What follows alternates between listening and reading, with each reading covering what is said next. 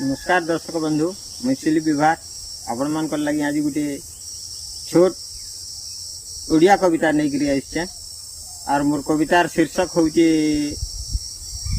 लेखनी अनंत कोण।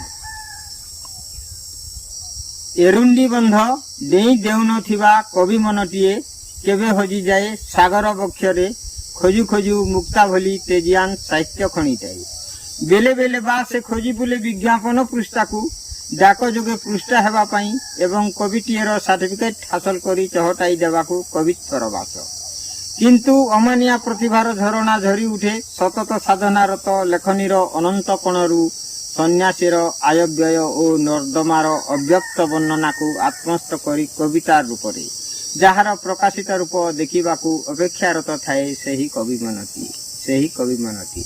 धन्यवाद दर्शक बंधु आपण मान जदि कविताटा भल लगी लागबा आपण मैंने निश्चित भाव आमर वीडियो के लाइक करबे और चैनल के सब्सक्राइब करबे। धन्यवाद।